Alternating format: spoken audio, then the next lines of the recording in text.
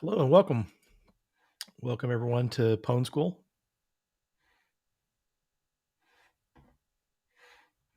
Glad to see you all here. Yeah, someone asked a question.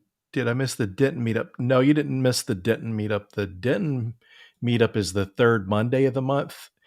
And the stream, what was the Dallas meetup, is the third Wednesday of the month.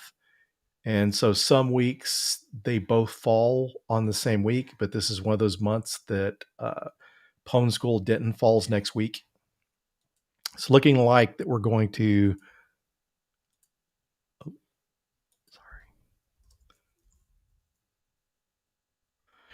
So looks like we're probably going to be doing some kind of just social gathering, kind of like we did the first Denton meeting back in person. That we just kind of got together at a restaurant. Well, actually, I guess was started out at a restaurant and ended up in a coffee shop. But we're probably going to do something like that again. We don't have a speaker this month, and it's kind of nice to get together and just talk and not have any structured format. So that should be fun. So that'll be coming up. Being announcing it here pretty soon. There's a new restaurant in place of JJ's. Maybe we'll meet there. We just have to make sure that we're able to use that location. And so tonight we have Cy from one of the ILF Innocent Lives Foundation's volunteers. She has some Cy has some really awesome OSINT skills and really great expert when it comes to OSINT and things surrounding the dark web and deep web. So this should be interesting. We've kind of been first met through Innocent Lives. For me, I don't do the stuff like Cy does, the OSINT and stuff. I'm just more or less an ambassador bringing awareness and trying to raise money, but Cy gets in and does the hard work. So Cy will be demonstrating what some intro to OSINT tonight. So without further ado, I'll go ahead and introduce Cy. So you go by Cy or Levi? All of the above, either one. Too awesome for one thing to encompass, so I can see that. So thanks for joining us, and sorry for the miscommunication on the. That probably was on my end. I've been sick for like ever, and yeah, everything's jumbled in my head, so I apologize. That's okay. That's you, and to be able to make it that quickly, because usually I do the intros, and so it really wasn't a big deal. And you being a veteran when it comes to streaming, this is not a big deal for you. Oh yeah, I'm ready. I'm ready to go. Just bring it up right now. Okay. So thanks for joining us. So yes, is going to be interesting. I've seen some other OSINT talks, but really not much around deep web and dark web. So I'm looking forward to this as well myself. We need to talk more. This is all I talk about. I never shut up about this. This is it. This is all I do. Oh, that's cool. So as a preemptive, I am sick, and so I sound like a frog, and not a spider. So I'm going to be drinking regularly. I already don't talk usually, so usually I lose my voice at the end, not beforehand. But it'll be fine. It's fine. Thanks, CyberTish5. Also a caveat, because they're going insane. I have a wolf and a cat. Oh, cool. And they're gonna drive me insane. There's a wolf. Oh, cool. And then there's a cat. Cool. I'm a cat person, but that's a pretty wolf. She's crazy. So I have not used this before. Can I share my screen? Yeah, if you look down towards the bottom of the menu, there's the mic and the camera. Then next to that is the share screen button. Oh, so I gotta pick a screen. I never know which screen is. Oh, look at that. It worked. Cool. Let me know when you guys can see it. Can you see it? Yep. Whee! Cat, please. Come on. There you go. All right. So I was gonna change the slides a little bit because I thought it was tomorrow, but it's not. So here we go. um, Hi everybody. So yeah, I'll switch to this slide. Who am I? My name is Cytissus Eurydice. No one knows how to say that. I don't even know how to say it half the time. So most people call me Cy in real life, IRL. On the internet, I primarily go by Levy, or your local friend, not so friendly Darknet spider. Um, which, if you are arachnophobic, I'm sorry. There's not much else I can say to you. I'll try not to hit the actual ones that have pictures of spiders. Um, I have been my background's pretty unique. I started in forensic science and investigations, moved on into national security and information protection and security, and then I'm currently finishing up working on a thesis in machine learning and artificial intelligence um, applied to cyber threat intelligence. So this is pretty much where I live. Um, I've been on the darknet for more than half of my life, and I won't tell you how old I am, but it's a while. So this is what I do. For people who have heard of me before or heard me talk before, is I don't shut up. There's two things I don't shut up about, and I think your host can confirm is Darknet and ILF. Never shut up.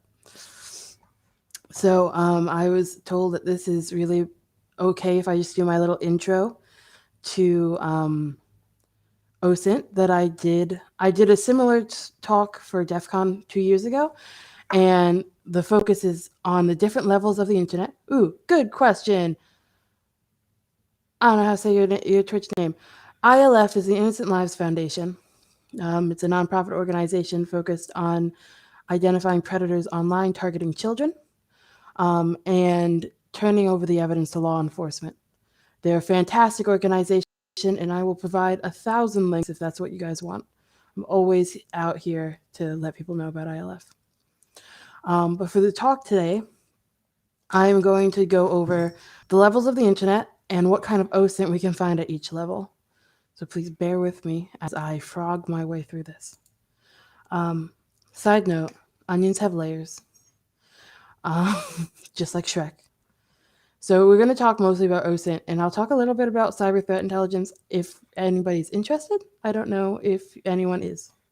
But again, sorry, slides were not updated. So I'm the worst kind of, yay, donate to ILF. I am the worst kind of presenter in that I'm going to talk to chat, and darn it, you're going to talk back to me. Um, so OSINT is usually cool.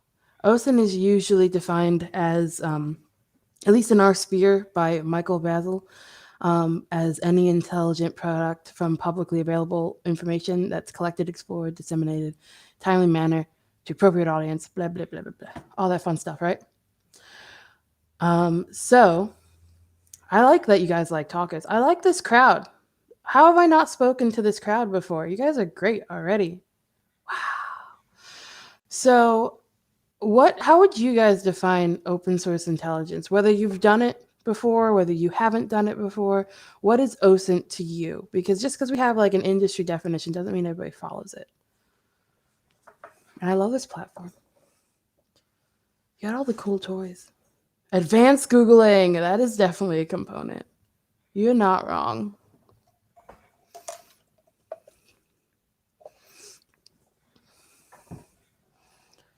Anybody else?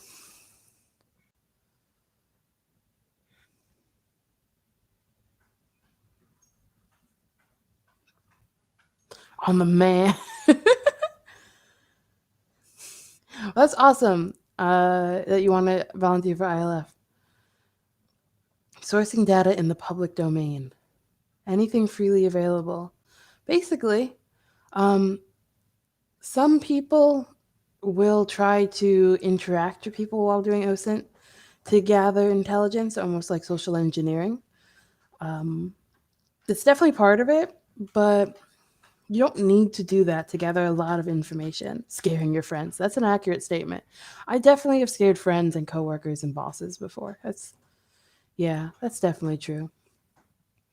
Um, so you probably should. It kind of depends on what you're doing. You don't have to interact with people to actually gather the intelligence you need on an individual, unless the situation calls for it. A lot of what I do, I don't need to scare the police for fun and profit. No. um, but generally speaking, it's accessible information from original sources. That's what we want, is original sources. So if it's posted, if it's viewed or interacted with the user, and it's accessible publicly, um, those are the things that we're really looking for OSINT. You can go pretty much anywhere on the internet and just scrape all the data. You can use mass media, television, radio, print. You can use specialized journals, photos. So here's, you guys want to know my favorite place that I've gathered intel to identify somebody from? It's, I bet you couldn't guess it if I gave you 1,000 guesses, because it's so funny. It was not. Facebook's too easy. Facebook's too easy. Twitter's also way too easy. People leave way too much information on social media. Nope. Same vein. I'll take one more guess and then I'm telling you. Russian Facebook. Google is not as easy, but it's still pretty easy. No, phone book. Phone books are good. Phone books are really good. You can get a lot of information from phone books. No. So my number one funniest place I've ever gotten OSINT from was somebody's, libraries are closer. Somebody's fan fiction. Um, they had made a self insert into their favorite fan fiction, and they had put so many details in that it helped me identify the username across platforms to the actual user. And it was hilarious. It's wild what people will put in there and think nobody's paying attention. Um, so you really can. It's everywhere, and I always like to bring up that example because it's one of those resources. Be like, why would I ever look there? But depending on how people write, they might be leaking a lot of information. So the point here is that anything is OSINT that is openly available, and that's at any level of the internet. If you can get a free account to something and you can then access something, you can call it OSINT. If you have to pay for it, that's when you're getting out of the level or the realm of OSINT. And you're getting more into specialized tools, which I'll be quite honest, I work in cybersecurity, I work in threat intelligence. I would not say you are right, I am. I would not say that the tools we pay for are necessarily better than just really good OSINT skills. But to whomever said Googling earlier, an advanced Google user, 100% correct. Because Google dorking is brilliant. I actually don't use Google unless I'm OSINTing something or someone, because I don't personally trust Google. But they're great for investigations because they have all of the syntax in place. Um, Moving on. So we kind of already talked about this, but what is open source intelligence good for? And per my pun, absolutely everything.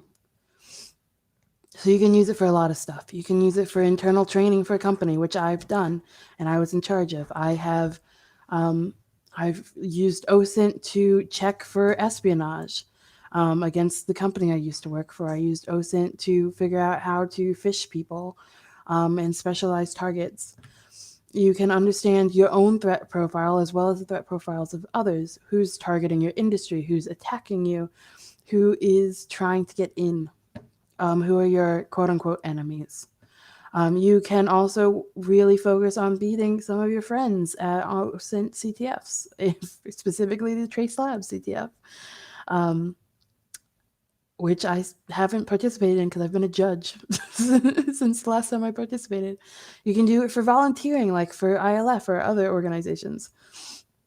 And you can also find out the title of your favorite book from when you were 9 that you forgot existed for the past 10 plus years, which I absolutely did. And I spent way too long trying to do that. And now I have that book again. And it's super worth it. Just saying.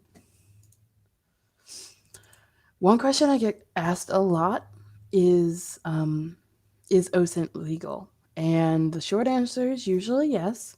The long answer is it super depends. If you're in the United States, generally speaking, open source intelligence is legal and based on US public law, so long as it's produced from publicly available information, collected, analyzed, and disseminated in a timely manner to appropriate audiences, and addressed in a specific intelligence requirement, it is generally speaking legal. That being said, it's going to change based on state as it to what is allowed and what isn't, such as you are not technically allowed to walk around in some states with your camera on, recording people who have not given you permission. And it's definitely going to change based on your country. So I always recommend you look this up in your country. It can be very difficult to identify these laws because they're not just easily going to be called OSINT laws, right? Um, but always be careful. Know what you can and cannot do before you do it. I don't want anybody getting arrested. All right, so this is still a fun one. Let's walk through a little scenario, okay?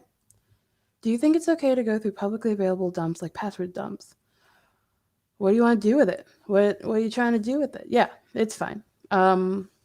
It's publicly available. I would not try to use that information. That's different.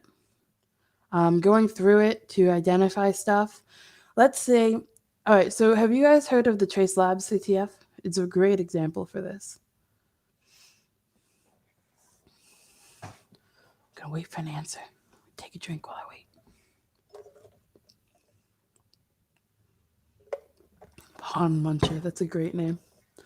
All right, so the Trace Labs CTF is I was gonna say free, it's not free. It's a CTF that you can do it on your own or with a team. You can volunteer to judge if you wanted to judge. And it is a lot of fun. What you're doing is you're helping law enforcement find missing persons. You're working on cases of missing people, and they may be from years ago, they may be from yesterday. And you're trying to track information about these people online, and Trace Labs will then pass that information over to law enforcement. And that's very true. If you sign up early enough for the next one or any of them, there's usually free training. And one of their rules, and it's a rule of mine in general too, depending on what I'm doing, is never use a password. If you have evidence of somebody's password being leaked, and let's say you're trying to help find a missing persons, you hand over that information to law enforcement. You do not continue with it. Hello, cat. Please leave. Thank you. So I would not use that information. However, you can see if you can verify like the email address and other stuff using that. A dump, what you can do with password dumps is you've now confirmed the email address, check across the information dumps to see what accounts someone may have if that's who you're looking for some particular task. This may help you. Like I've done this to see if I can identify someone who I was going to fish for a corporate contract. And I wanted to make sure we were trying to test them. So I found out what kind of websites they subscribed to and then went about crafting the fish based on that. Something like a password dump where I could see whether their accounts were connected to would have helped a lot with that. That was a very long way to answer your question. I hope that helped. Okay. Let's see. It's fun seeing this little chat. I like it. So we're going to talk a little bit about threat intelligence since you guys seem to be interested. Excuse me.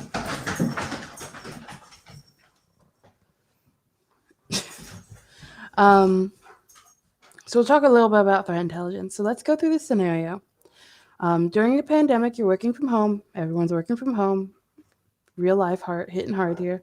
Your company is global. Just announced it's working on processing pandemic data to help drive towards a cure. As part of the security team, you need to know what you may want to act against the company. Who may want to act against the company because of this announcement? What do you do?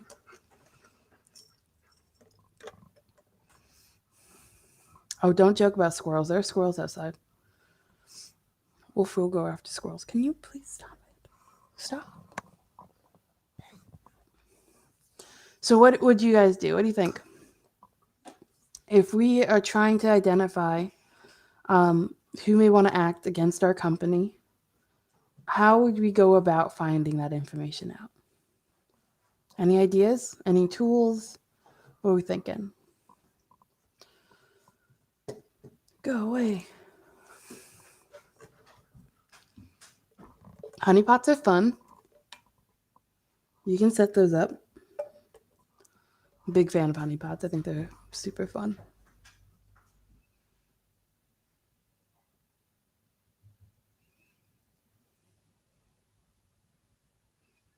Any other thoughts?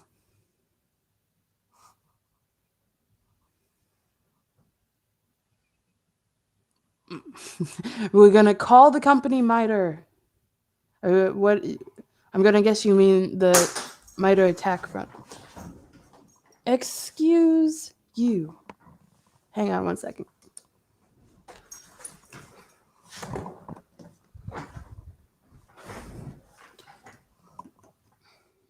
Very rude animals I have. Yeah, the framework definitely can help, but that's not necessarily a tool in this case. Sherlock Spiderfoot if you have targets. Yep. These are good ideas. These are super good ideas. Sniffing them ports. Also true. I went to too many. There you go. So, you guys have been bringing up good points. Collection and analysis of a threat actor's motives, targets, attack behaviors, etc., is what we're focusing in on here, right?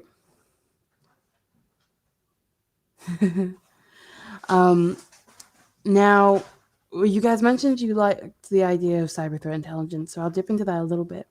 There's three main areas that you're going to disseminate data to: tactical, operational, and strategic. There are some companies that you pay for that focus on those. We don't care about those right now. Know that when you are check to see if there's insider threats are real, man. Yes. Check to see if they're so. My animals are a mess. So there are three levels that you're going to disseminate data to. The tactical level is the more technical people. Operational level is like the management. They're the ones who are setting goals. They have the financial button. Strategic is the like C-suite. They're the people who need to know the high level details, and they're going to have questions, and they may not even at any of these levels, people might not know what it is they're asking for. So that's your job in threat intelligence to disseminate and understand. And so you say slightly different things to slightly different people, but it's all the same from the same core data. So here are a few really fun OSINT and cyber threat intelligence tools. I will say that for like something like Meltigo, it gets better if you pay for stuff. But technically speaking, it is free. Spiderfoot, Malshare. The OSINT framework is fantastic. If you haven't seen it yet, I don't know how that skipped your attention, but I can share a link. We've got check usernames or been verified. Have I been pwned is always fun. Sensi, Shodan, built with. Google dorking is very important. Like I mentioned earlier, if you can learn that, you've got a lot of good skills in your toolbox. Recon NG, stop it. The Harvester and Nmap and Creepy and more. There's so many more. I have built OSINT tools that I use. I have spiders out there that I have collecting data. There's always more tools than you're going to know what to do with. So now we're going to get to the fun part. To me, I absolutely loathe the igloo. I loathe it. What are you doing? Stop it.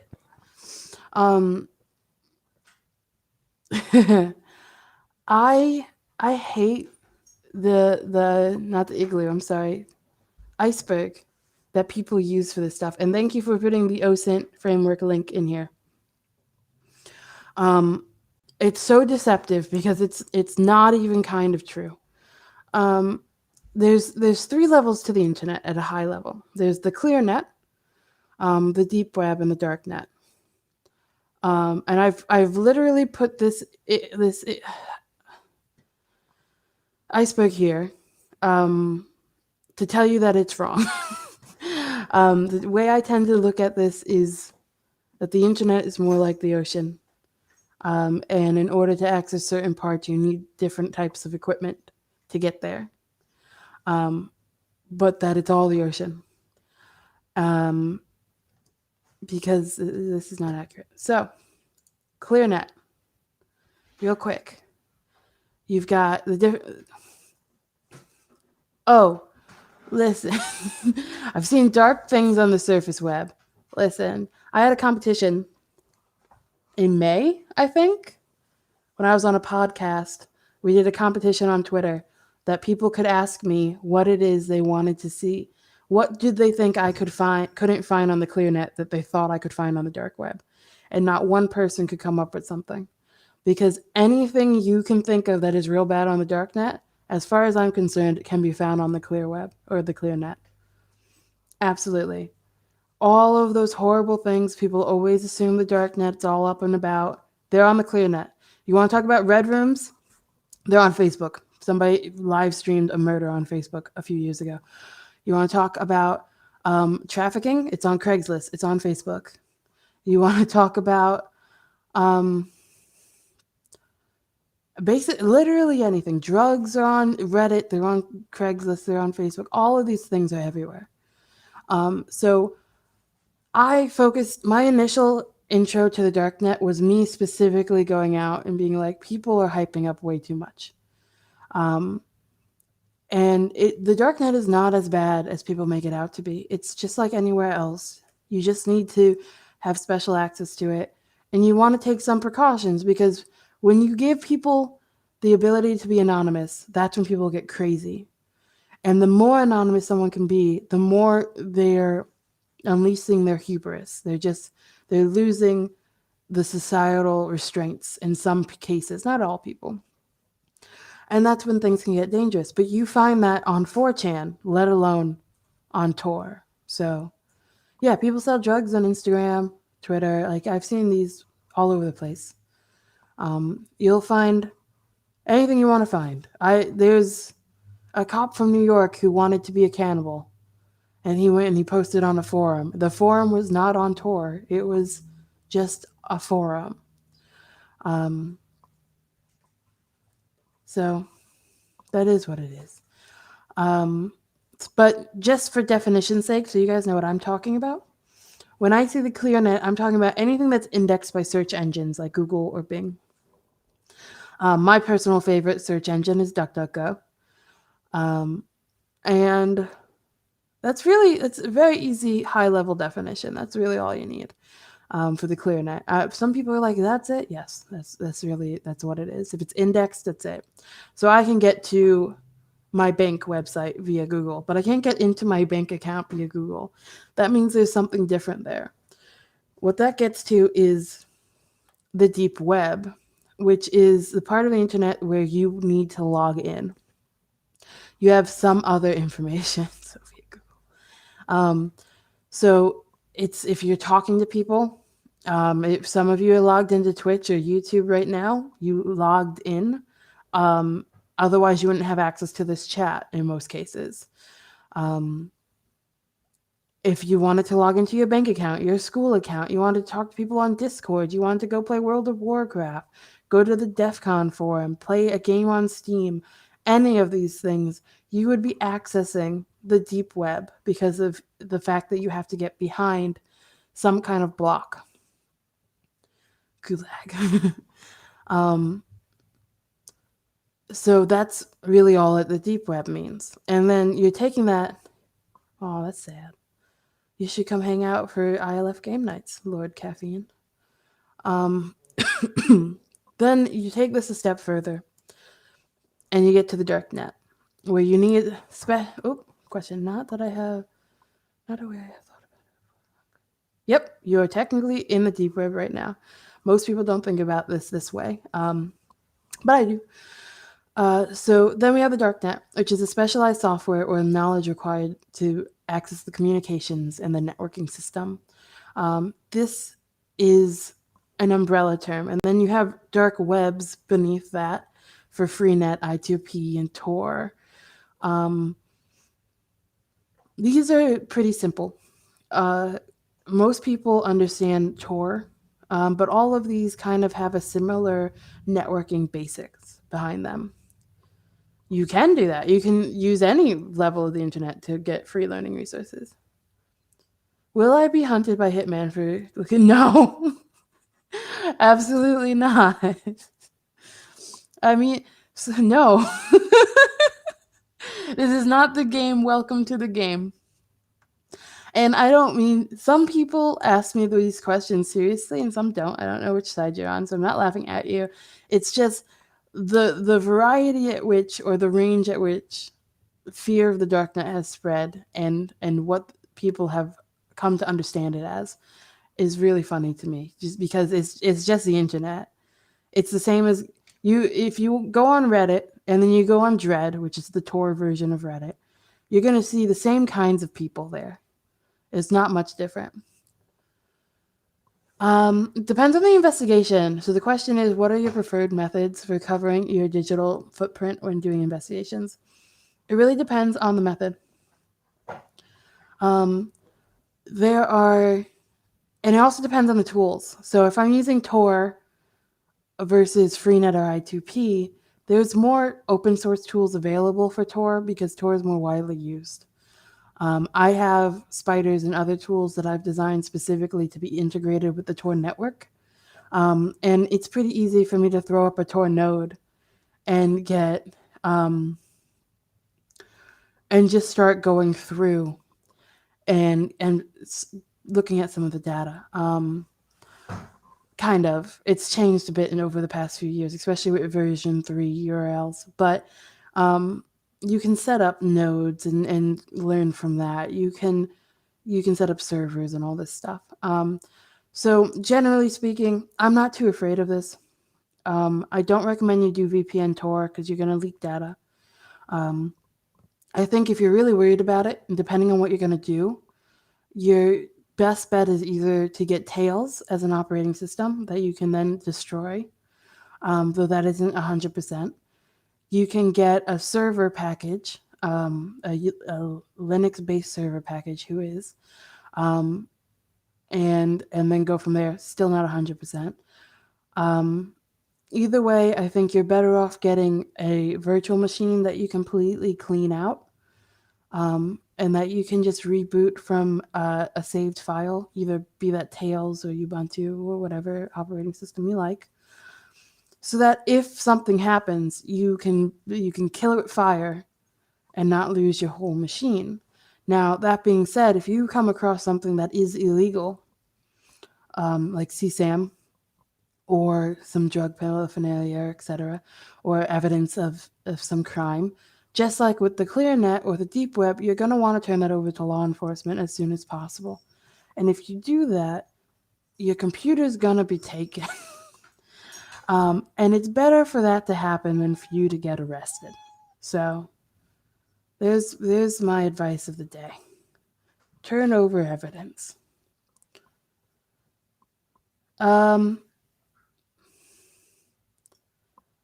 I think I need more information on pull the drive and battery out of a laptop.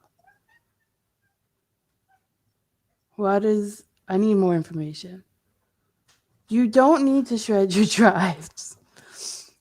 What are you guys planning to do? Because I'm not teaching people to be bad. Okay? We don't leave people being bad. I don't teach bad people things. I teach good people how to be gooder. Hard drive and power supply. No, I don't see a reason to need to do that.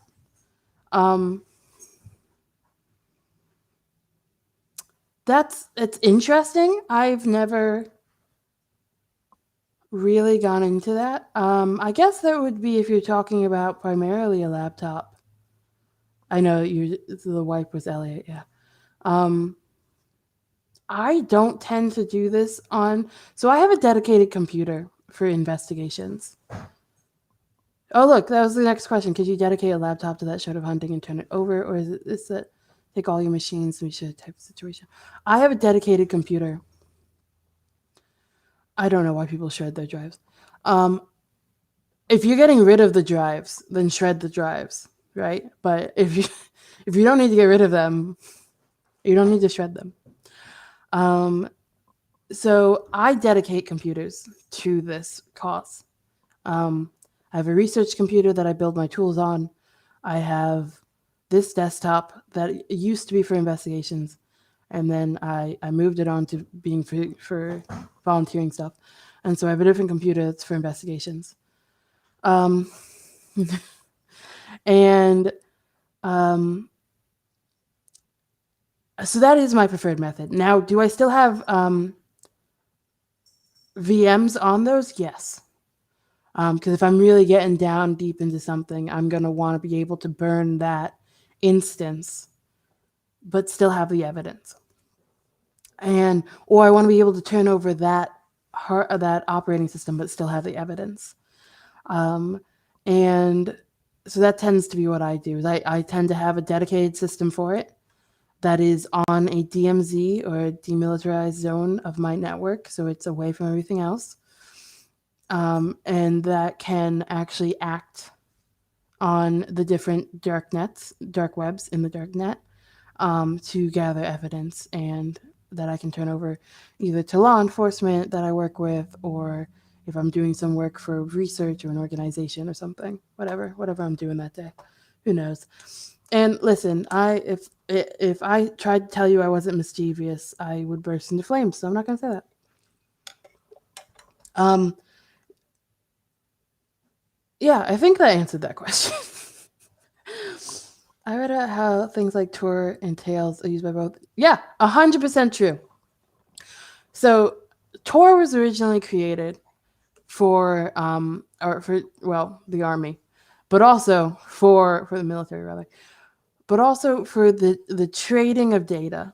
One of the huge points of Tor, as well as Freenet and I2P, they're kind of on the same basis, but Tor, because it's so widely known and easy to use, it's the easiest of the main three, is for people who are in places where they're subjugated, like North Korea, China, etc. For them to be able to communicate both among themselves and plan protests. Even people in the United States use it to plan protests.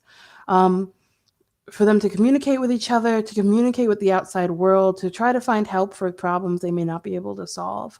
It's also for whistleblowers who are trying to let people know something's going on that's probably not legal without them being identified. And a lot of news outlets will have onion links for whistleblowers to contact them in an anonymous way. And a lot of journalists are actually on the dark net. Not that they necessarily know how to be safe on it, but they tend to be there in order to try to get this information and do these interviews. Um, the dark net, specifically the dark web Tor, is huge for this. And it's a really valuable tool that we have.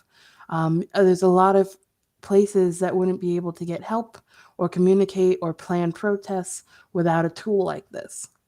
And that's why some countries try to make it illegal and try to lock it down, though it's pretty hard to do so. Hello. Uh, stop. Let's see. So, continuing on, because I think I'm over my time and I'm going to get cut off here in a second. Um, regarding, ooh, I get curious. Hello, you can't hear you. I can't. Yeah, you got as much time as you want. So whenever you. I don't shut up. I told you. But yeah, for Lord Caffeine, that's definitely one of the ways they can do it. Um, I will try to continue, but I like questions. So going on. Bye. He disappeared again, guys. Um, so OSINT takes a lot more time at different levels. On the ClearNet, there's a lot more data to go through on the ClearNet, but um, it is a lot easier to find information. That's why there's so much more to go through. But deep web's a little harder. You've got to know where to go. You've got to have logins, etc. But it's not terrible. And then you got the darknet, which you need the link to. You need special information, special access. It's going to take a while. But we have a scenario, so let's try to go through a little investigation.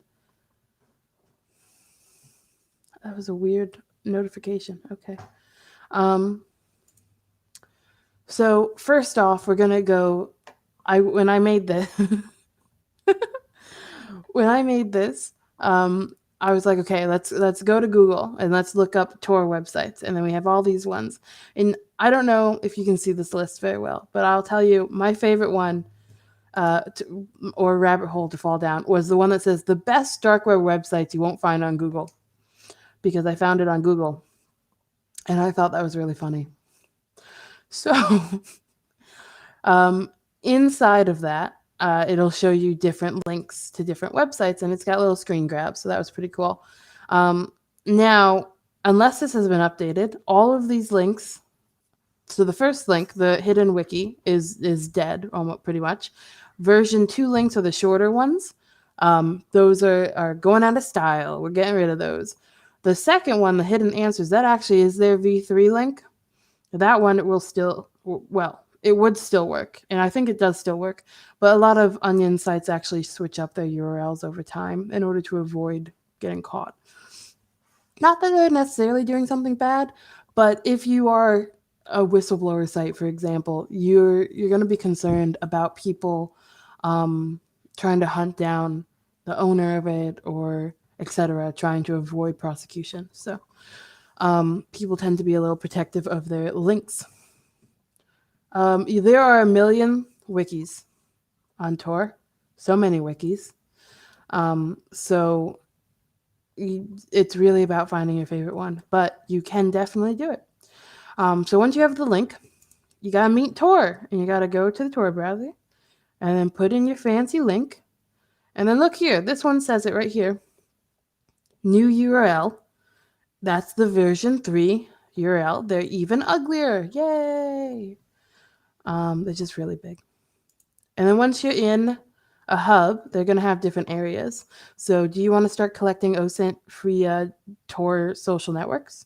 Because there's Torbook, there's Facebook on Tor, which I, for the life of me, can't understand how that doesn't break their own terms of service, because they specifically say you are supposed to be a real person. We may ask you for your driver's license to prove you're a real person. But then they let you log in via Tor. So, fun thing about HTML websites. Until about 5 years ago, maybe a little longer, most of Tor was that. For a long time, Tor wasn't able to handle a lot of the fancier graphics, and now some of it is a little fancier, but there's a lot that we still don't turn on, because we are trying to be a little safer about tracking and stuff on Tor. So they all used to be like that, and it's pretty fun. There's still some that are just like, forget it, we're just going to keep doing this. There are introduction points where there are Tor search engines. They're not really. They're mostly just going to give you not safe for work content. And then you've got stuff like the hacker hangout zones. So if you start one of the Tor search engines, you're going to put in whatever you're looking for. I put in just the term hacker, and it's just going to give you a lot of not safe for work stuff, or stupid scrapes off the CIA website that are not, they're pointless. There's no reason for them to not just be direct links to the CIA. Though the CIA does have a Tor link, so there's also that. And then we've got the fun part about Tor is that when you're looking for something, it may be real and just not be up. Um, One of my favorite websites used to be Torum because everybody there does not shut up. And it's actually down now because they did an exit scam with their other website, Empire. But Torum used to be the best, but it was volatile. It used to go down all the time because the network infrastructure is not the same to the same level of robustness as the ClearNet. So it took a while for people to realize it was officially gone because it did go down sometimes. So Dread goes down. Every website on Tor can go down at some point or another, and it's really it's a patience game. They don't necessarily all load very fast to the point in chat, but they also can be very volatile and hard to keep a grasp on. Is there a way to know websites are up or down without visiting them? There are sites that claim to do this. They're not always accurate. So you can check there to try to see, but they're not inherently accurate. And they don't necessarily know all of the Tor sites. So, yes, kind of. If you're using a tool like one of my spiders, the spider will tell you. Hunchly, I don't know is real time always either. There's a few Tor based tools that are also real time. Oh, they claim to be real time, but they're always a little delayed. But they are useful. They'll give you an approximation. How do you create that? Is a talk for another day. Cyber nutrition. I would be happy to give that talk. I love creating spiders. It's kind of my whole motif at this point. But yes, I program and I create them. So if you can convince your esteemed host to invite me back to teach you all how to program, I'd be happy to. Sure, we could do that. But you're supposed technically visiting it to find out, right? I guess it depends on your specific concerns about. So my spider does not have the same IP as me. So those sites that you're going to check if the other sites are on would have to send a ping to the website to see if it's on. So it kind of depends really down to specifics about what your concerns are. If you were going to visit the site anyway, I'm a little confused why you're that concerned about it. But if you want to just pull it to see if it's live or not, you can have a tool like those websites or the spider be on a completely different node from you. So like my spiders, so this is getting into Tor network architecture, but okay. So for those who don't know, what happens in Tor is that you hop between different nodes. So you have your entry node, you have 1 to 3 nodes in between, and then your exit node that gets you to the website that you want to be on. And if you're doing like all of my spiders, even if they're not supposed to go necessarily on the Darknet, are designed to ingrain themselves in the Darknet Tor infrastructure, and they get their own node to be on. They have their own entry and exit node separate from whatever mine are, even if we're operating from the same computer, just simply because of how they're built. And they also are designed to change their node over time. So yes, it would be visiting, but it wouldn't be necessarily using the same node as you. But on top of that, hundreds of thousands of people are using the same node as you at any given point. Tor is expansively used. And the whole point of the Tor network, the onion routing network, so there's Tor, all capitals, and there's little Tor, which is the browser, is to obfuscate your information. It's very difficult to track you on Tor because you would have to track each node and your data gets all scrambled in the meantime, right?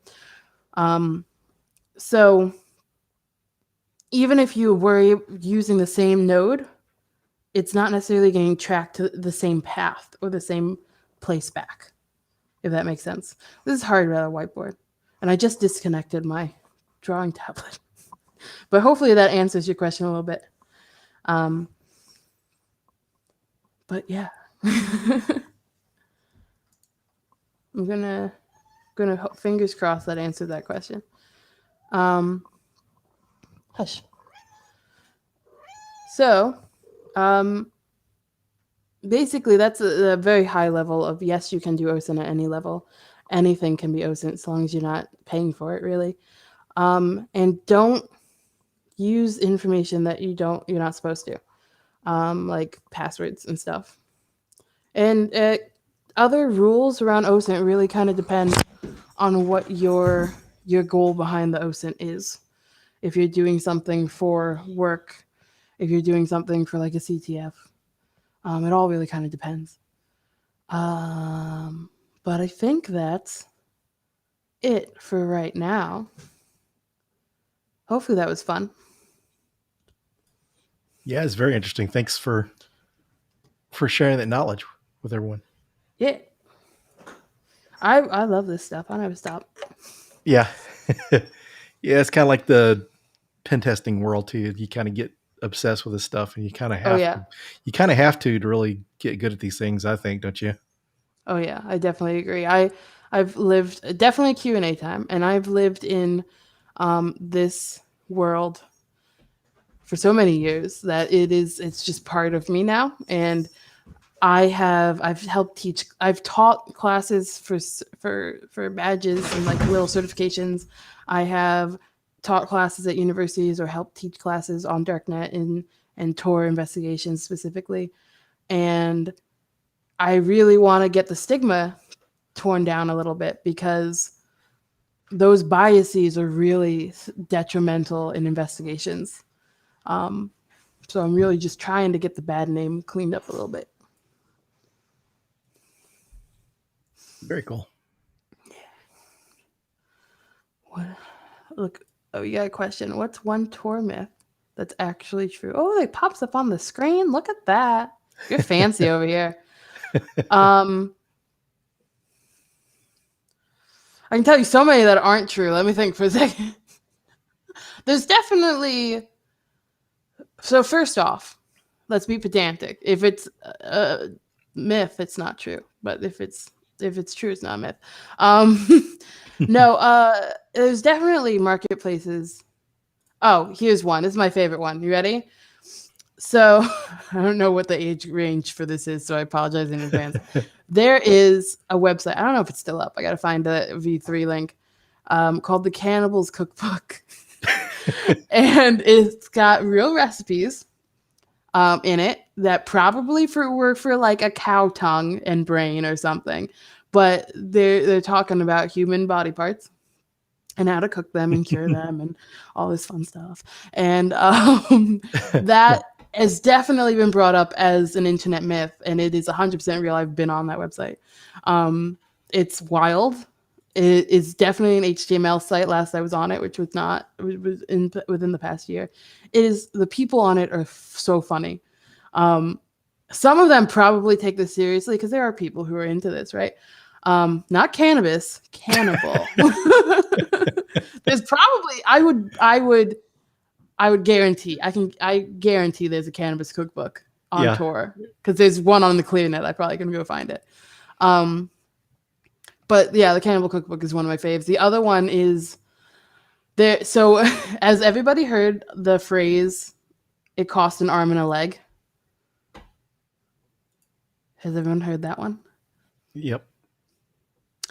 Would you like to know how much an arm and a leg is worth on the marketplace? Sure.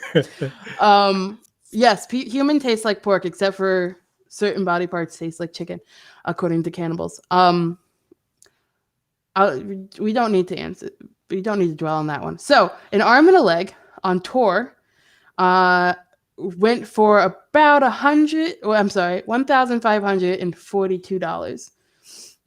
for the Wow. package deal. It's actually not that expensive. This is totally off topic, but a story I got to share when you mentioned that. I used to, back in my early days, I did all sorts of manual labor, retail sales, all sorts of stuff. And I Mm. worked for a while delivering produce for this company.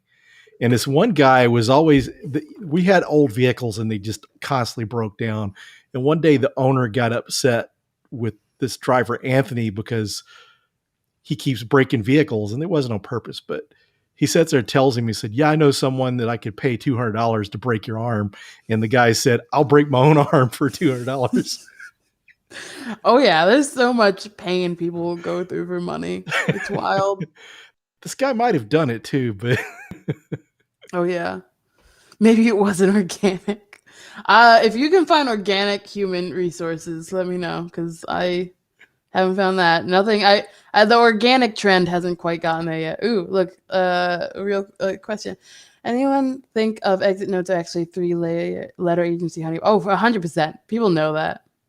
The way the architecture is set up, which I'm not going to get into too heavily right now because it's a lot and I want a whiteboard to draw it out. But the way the architecture works is the letter agencies would have to be at least, well, they'd want to be the entrance and the exit node, but that still gets a little difficult because you want at least one of the middle nodes. And if you set Tor up properly, you have at least 3 middle nodes. Now, the reason why a lot of letter agencies wouldn't want to do that, and when we say letter agencies, we're primarily talking the United States, but let's say a government agency in general, especially the United States, is because they use it too, and they don't want their stuff getting caught. The U.S. military has used it since the Tor being the onion router system, has been had been created since it was under their whole umbrella that it got created anyway. It's been used. It's been used recently. It was used in the war in Afghanistan, etc. Right, and they don't want their stuff being caught.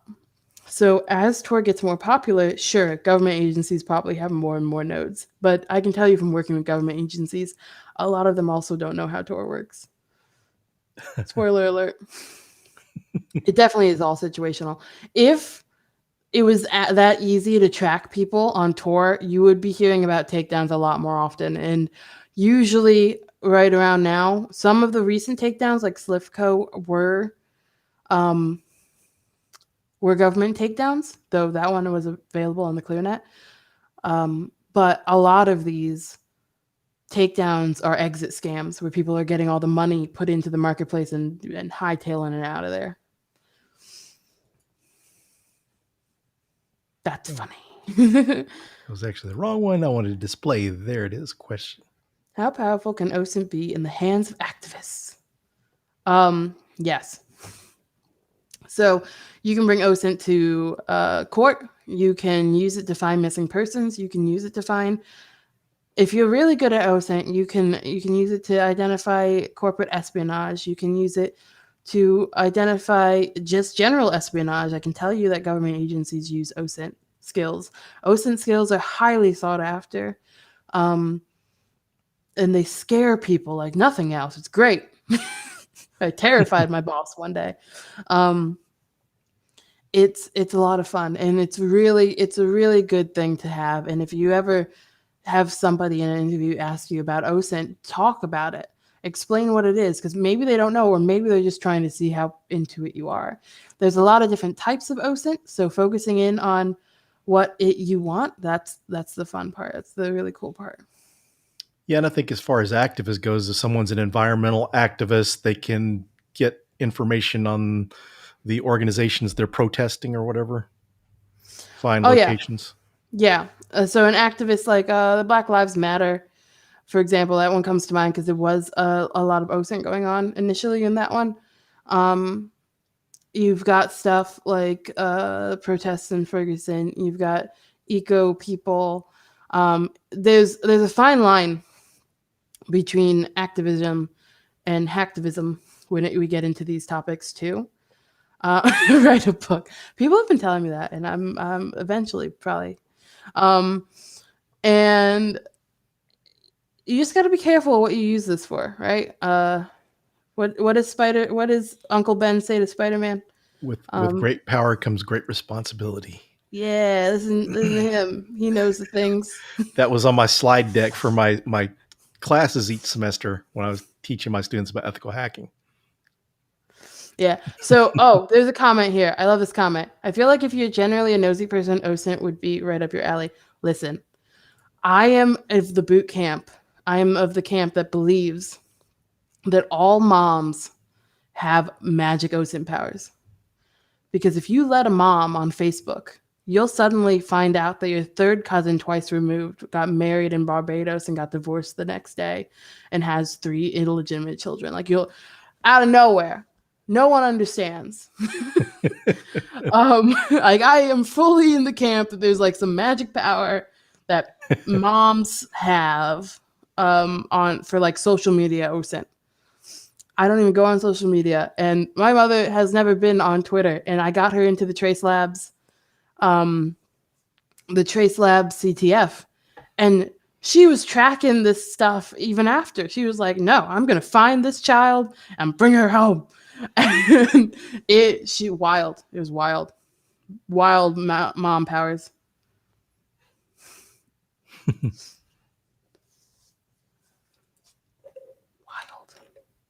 Any other questions?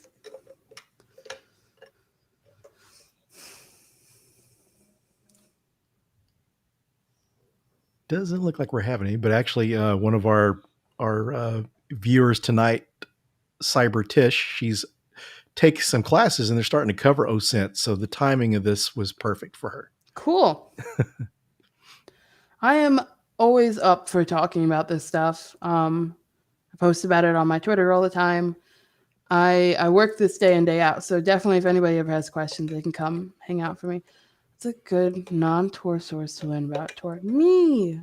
It depends on what you want to learn about Tor. And by non-Tor source, you mean an onion link or the Tor project? There's so many ways that question can go. But you guys are welcome to ask me questions even outside of this. I don't mind. And for those of you too that aren't following our guest on Twitter, there is their handle. So it's me.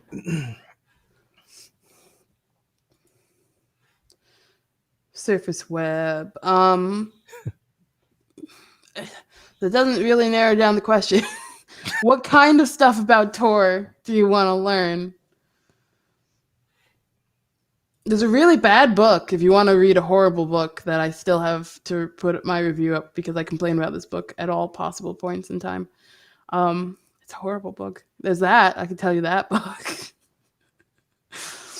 Super biased, super bad. But yeah, it really depends on what you want to.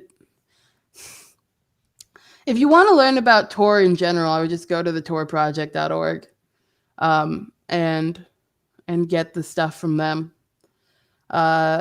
If you want to learn about websites and stuff, that's different. If you want to learn about communities, that's why I'm saying it's kind of hard to answer your question. There's so much that question covers. To me, because I live Tor, so please bear with me. I live and breathe this stuff. So if you ask me a really high level question, I'll just go on a spiel. We'll never stop. So when you build your spiders, what do you use to create your spiders? Usually the base bone is Python, which cool. Anyone who knows me knows I hate Python. I'm just really good at it, but I hate it. My first programming language was C and C++, and I love the logic, and you lose that with Python, and I hate it. But it's really good for spiders and machine learning, and I do a lot of machine learning. And most of my spiders have a machine learning component to them. So if I want to be able to do that, not doing that in C++ or C, because that'll take me 700 years to type that. No, thank you. Python's not horrible. I don't like it. Me and Python have a hate-love relationship, and it's usually on the side of hate. Python is good for the job market, depending on what job market you're looking at. Golang is a good one. JavaScript is worse. That's why I just don't JavaScript. Your kitty's a calico. I have a calico. Yes, she got a little Halloween bow tie. Oh, cool. My Ah, calico, my calico turned 30 in March. Not 30, but 20. oh my god. She turned 20 this past March. I have an old man cat who's turning 20 in like 2 weeks. Oh wow. Let's see. Can you talk about the application process for ILF? So maybe we could get an idea. So, it really depends on what you want to do for ILF. ILF has multiple things people can volunteer for. You can volunteer for education and outreach, for development, PIT, which is what most people think of initially, which is the OSINT stuff. There's fundraising. There's all sorts of ways you can help out ILF. For the OSINT stuff, the process is generally the same. You are going to you apply on the website, and then if you get contacted, you have to be willing to go through like a screening process, which probably includes a background check. And if you get past all that, then you'll get questioned about OSINT and other things if that's where you want to go. Or if you want to go into development, you'll get questioned about your programming skills and the languages and whatever, just to figure out what your skills are. Can you please go away? Thank you. Sorry, puppy. So to be on the PIT, you want to have good OSINT skills, but a lot of it has to do with what you can do, right? Like what you mentally can handle. And being in a good mental space with a good background is important. And having a good mental health and a support system is really necessary for any of this kind of stuff. I recommend it for anything, regardless of,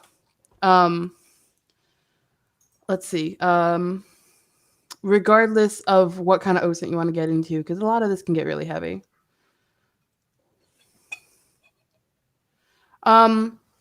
So somebody, Wusha01, good way to start and build into it. Build into what specifically, just so I know? Can we learn through ILF if we're noobs? ILF doesn't release content like that right now. I don't know if they ever will. So no, but you can definitely follow ILF. We tend to post and talk about other places that you can learn this stuff at. Some people from ILF, not as ILF, do participate in Trace Labs, like Aleth has one, and we've had a few other members who have done it. So if you generally just hang out around ILF, you'll start finding more and more resources like that. My cat will just not stop. And some people, including Aleth, does workshops on OSINT. Yeah. And like I had a 3-level certification program last year, this time, for Darknet investigations that will eventually come back. So, and I think you're doing one at B-Sides, aren't you? Mine is going to be on web application pen testing. Super cool. Super cool. Is it the same as Trace Labs? Is what the same? Is ILF the same? No. The stuff at ILF is focused on something different than Trace Labs. How did you first get started on Tor? I was a wee bab on the internet, and went on to Tor and found a chat room and just lived there for years. I could not tell you how I learned about Tor. I think I was doing research on so even when I was a kid, I was looking into human trafficking and like ways to combat it. And I believe I came across a website that talked about a place you could go if you needed help. And they gave an onion link. And then I tried to find out what that was. And then I ended up downloading Tor. And I found that site, and the site's still up. I go to it once in a while. And then I found some of the chat rooms on Tor, and I just kind of lived there. And they have this fun chat room, dangerous, but it's a fun chat room. Which I guess this is a fun story we can end on if we wanted to. Sure. Once upon a time, I went to this chat room a few years ago, and I went in, and this kid showed up, and I know he's a kid because of what happens later in the story. And immediately the kid's like, "Sir, do you have a link to the red room?" And I'm like, "Oh no." I should not have been on Tor at the age I was on Tor. Let me make that very clear before I go back into the story. No, I just was, and it worked out because I am who I am. I guess I bleed onions at this point. So back to my little story. This kid, he's like, "Sir, I need a link to a red room." I'm like, "What do you think a red room is?" Is a room where they show gruesome things, murder, gore. I was like, "Why do you want to go to a red room?" He's like, "My friends have seen a red room. I have to see a red room, or I will be lame," or however he put it. And I was like, "Okay, kid, you need to make sure you're safe before I'm going to give you this link." And I was like, "Okay, so you need to tell me what the first IP address is in your node list and the last one." And so he gave me his home IP address and his exit node IP address. And I got him to just give me all of the node IP addresses eventually, which don't do that. And I could trace everything at that point. And I was able to chase him back down to his house in Indonesia. And he was like this 16, 17-year-old kid whose friends told him that they had seen a red room, probably a stupid video on YouTube. And he was like, "I need to go on here." And I was like, "You cannot do this." I was like, "The game's over. I have so much information on you right now. I have your phone number. I have the IP for your phone. I know your address. I could find out your school. I could do all this stuff." And I did this within an hour of talking to this kid. I was like, "You cannot be on here asking for access to these things. You are going to get taken advantage of." And I don't know if he ever asked somebody else, but he and I used to exchange emails, and I was teaching him about the Darknet. I was like, "You cannot do this." And to this day, that is one of my favorite stories about Tor because it can be really dangerous. Like that kid could have gotten in a lot of trouble. But at the same time, he was able to learn things he wasn't going to learn otherwise. And I was at least able to run into him before somebody else did. And they figured out the craziness, how easily he could be led to give up information. And that's an example of what could really have gone wrong. Whereas there are kids in those same situations that maybe they wouldn't have given up that information. And maybe they would have been like me, just hanging out and learning stuff and talking about Yu-Gi-Oh! An unnecessary amount, because that's what I did when I first got on Tor. We talked about Yu-Gi-Oh! A lot. So that's my story. That's my favorite story. I still talk to that kid once in a while. You're like, stop. He's not a kid anymore, I guess, but still. Yep, street smarts on the interwebs. Stop giving your information to everybody on the interwebs or off of them. That's rule number 1. Thanks again for your presentation. That was Anytime. awesome. Thanks everyone for joining. So we're going to call it a night. Thanks everyone. Good. Bye. Bye.